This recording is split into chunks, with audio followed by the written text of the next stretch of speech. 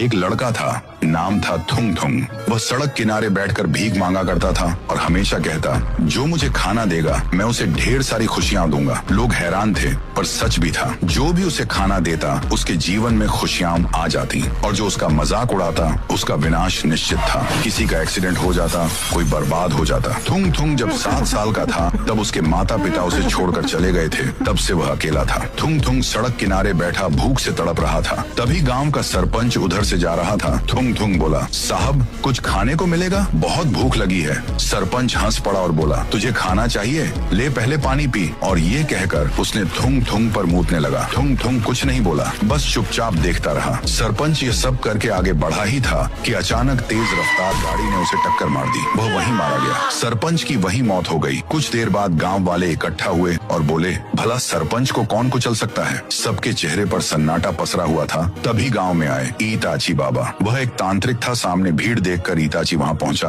और वह सरपंच को देखकर फूट फूट कर रोने लगा, क्योंकि वह उनका बड़ा भाई था। ईताची जब छोटा था तब वह तंत्र विद्या सीखने के लिए गांव से चला गया था और जब वह लौटा है तो उसका बड़ा भाई मारा जा चुका है। ईताची अपने रहस्यमयी शक्तियों से पीछे का दृश्य देखा जिसमें उसको सरपंच की सारी करतूतें दिखाई देती हैं। ईताची बोला, यह मौत किसी और की गलती नहीं, स्वयं सरपंच के कर्मों का फल है। जिस बच्चे को उसने अपमानित किया वह कोई साधारण लड़का नहीं है। गांव वाले समझ गए कि थुंग थुंग के पास जरूर कोई न कोई रहस्यमयी शक्तियां हैं। उस रात जब सभी गांव वाले सो रहे थे, गहरा सन्नाटा पसरा हुआ था। अचानक गांव में घना धुआं फैलने लगा और उसके अंदर से वही डरावनी आवाज आने लगी।